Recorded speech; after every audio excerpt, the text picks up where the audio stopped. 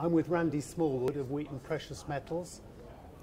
Randy, you founded Wheaton in 2004 and about 2 years ago changed the name, I think to reflect the increased importance of gold in your streaming.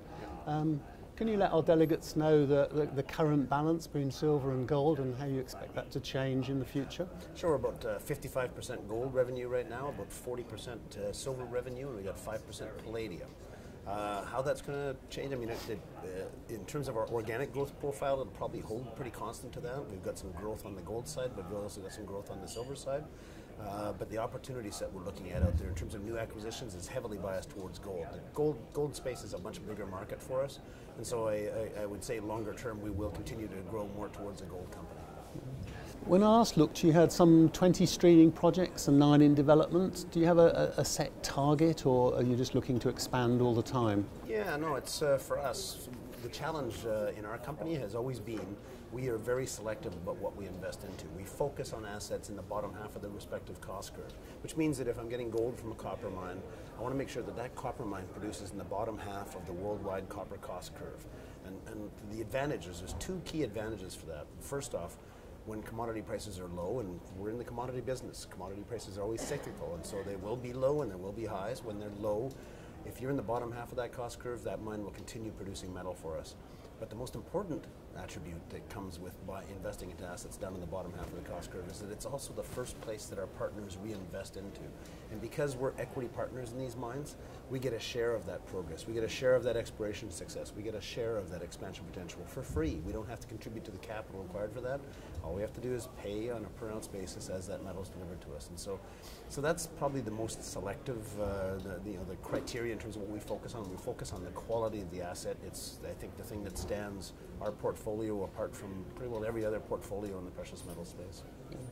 I think I know the answer to this, but in what circumstances is streaming the most attractive financing option for mining companies? Well, I might be biased in saying that I think it always is the favored form. The huge advantage to streaming, and this is something that's not really recognized on a worldwide basis, but the huge advantage to streaming is that it always improves the project return on return. So if you're building a project and you need capital to build this project, the contribution of capital that we put in to the construction of this project is always significantly higher than the portion of revenue that we take away when we get our stream on the byproduct gold or the byproduct silver.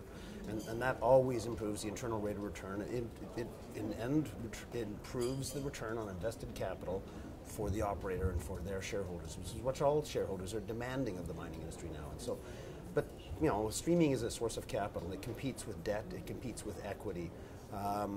There's times that equity is more abundant. There's times that debt is more readily available, and so, you know, we recognize that we don't expect to be continually doing streams. We only try and focus on doing streams when commodity prices are in the bottom part of the cycle, and we go into harvest mode when we see prices up near the top in bullish stage.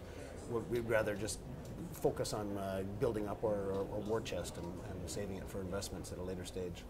Do you have any plans to stream base metals? You have to keep in mind that most of our partners are base metal companies, because what we're doing is buying the non-core byproduct gold from these copper companies and these lead zinc companies. So 3/4 of our, if not probably 3/4 of our production comes from base metal companies, but for not the for metal, base metals. For the precious metals. But you're not planning on streaming the actual metal? No, we're not streaming it. You know, one of the benefits that we do get is that gold, and our shareholders get, is that gold and silver, when you take it out of a base metals company and put it into a precious metals company, it's valued higher than it would be in the base metals company. And so that's an arbitrage in value that we deliver right off the bat whenever we do a stream with a base metals company, is that we share that arbitrage in value with that. And every time we announce a transaction, our stock goes up and the new partner stock also goes up. It's a beautiful, beautiful transaction. Truly, truly a win-win situation. I think that's a good place to end it. Thank you very much, Randy. Thank you. Appreciate the opportunity.